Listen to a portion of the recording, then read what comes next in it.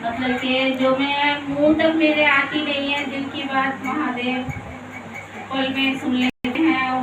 इतनी दया मिलती है कि बस पूछो मत ना। अभी देखो मेरे पति के पैर में चोट लगी है। चोट का तो थोड़ा सा बहाना सही है, हल्का सा पैर मुड़ा था और चोट में कुछ नहीं है। एक्सरे भी करवा रहे हैं। पहले एक्सरे में तो उनके थोड़ा मांस फटा हुआ बताया था, दवाई चली है, दर्द आराम लगता है फिर हो जाता है। अभी ऐसे ही चल रहा है, बस महादेव से प्रयास है, करेंगे वही ठीक करेंगे महादेव, मुझे पूरा विश्वास है। लाल बहादुर ले गई, लाल बहादुर में एक्सरे करा, वहाँ पे रिपोर्ट आई, कुछ नहीं आया। अब दवाई दिया, लेकिन उनके ना मतलब के मन में डामाडोल हो रहा है, यहाँ से छोड़ेंगे दूसरी जगह, ये लगा के वो लगा ऐसे कर रहे हैं। लेकिन मैं अब अपना आप ही कह रहे हूँ, स्कूल की चर्चा में थोड़ा सा मतलब अभी मना करने लगे थे, जाने नहीं देते थे। फिर अपना आप ही कह रहे हो कि लाल बहादुर लेके गई थी मैं, तो लाल बहादुर से हम खोजे भी नहीं, कह रहे महादेव ये शिव गुरु मेरा पैर ठीक कर दो और तू ना चर्चा करवा दी महादेव। मैंने कहा चमा का महादेव याद आ गए, मैंने कहा तुम तो मुझे रोकते हो।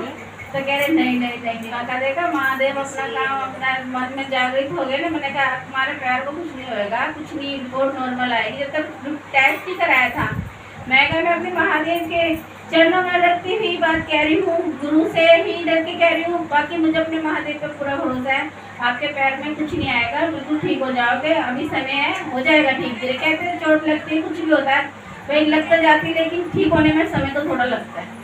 बाकी मुझे भरोसा अपने गुरु पे है। मेरे बेटे की चोट लगी तो कावड़ लेने ठाक आया, थोड़ी इसकी गलती थी, लेकिन देखो बचाने वाले हो, ये आग बच रही है, जरा जरा सी आग बच रही है। नस पे बात आ गई थी, डॉक्टर ने जोड़ दी हमारे आने से पहले ही। देखो आने से पहले हम घर का कोई नहीं था, डॉक्टर ने हमारे आने से पहले उसकी नस भी जोड़ दी और आँख भी ठीक है, बचाने वाले भी वही है और सजा देने वाले भी। गलती करेंगे तो देखो सजा तुम्हारे पिता वही है असली।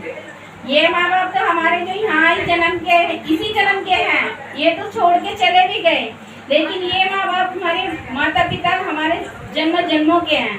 यहाँ हैं हम तब भी इनके चरणों में हैं और जब जाएंगे तब भी इनके चरणों में ही है।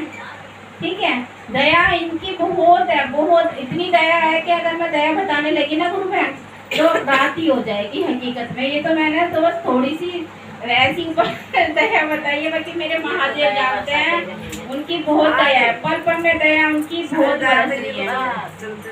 अच्छा दया ना मिलती तो इतनी सारी गुरु बहनें कहाँ से कहाँ की कहाँ महादेव की गुरु की अपने पिता की चर्चा में आती है कि नहीं? दया होती है तभी तो वो लोग आती हैं, और दया ना मिले तो कैसे आए हैं? बाकी मैं तो ये कहूँगी जो महादेव से नई गुरु बहन नहीं कोई जुड़ी है तो वो एक बार जुड़ के देखिए और अपने महादेव को जीवन में उतार के देखिए। बहुत दयालु है, नहीं ये पोर्टल में दया करते हैं, हम पे बहुत किए, हो सकता है हम सब पे भी करे। जो नहीं जुड़ी हुई है हम लोग के है कि नहीं, दया बरसाते हैं, वो तो एक छप्पर भी नहीं। देखो ये ना महादेव हमारे पिता इतने दयालु है, ये तो है ही भोले दानी, क्योंकि कोई इनका नाम लो चाहे ना लो वो तो सब पे दया करते हैं, लेकिन हमारे से इनका काम नहीं हो पा रहा। जो बीच का मैच वो नहीं हो पा रहा हमसे, ठीक है, जो बीच का सूटर है ना दीदी वो हमसे नहीं हो पा रहा। अगर हम वो भी कर लेना, देखो दया हम मांगते हैं अपने गुरु के काम के लिए, ठीक है, गुरु का काम होएगा तब गुरु हमारे गुरु बोलने की जरूरत नहीं है, गुरु तो अपना महादेव तो सब जानते हैं, चाहे हम कुछ भी ना करें मतलब बोले तो गुरु तो मन की बात सब जानते हैं। तो दया हम अपने गुरु के काम के लिए मांगते हैं। और जो कंगन है ये कंगन हम किस लिए पहनते हैं? एक तो ये हमारा सुरक्षा कवच है, दूसरे इस कंगन से हमारी गुरु की पहचान है। नया व्यक्ति जैसा कोई नहीं जुड़ रहा होता है तो वो पूछने बहन तुमने कंगन क्यों पहन रखा है, तो उससे क्या होगा हमारे और महादेव की दया से वो भी जुड़ जाएगी।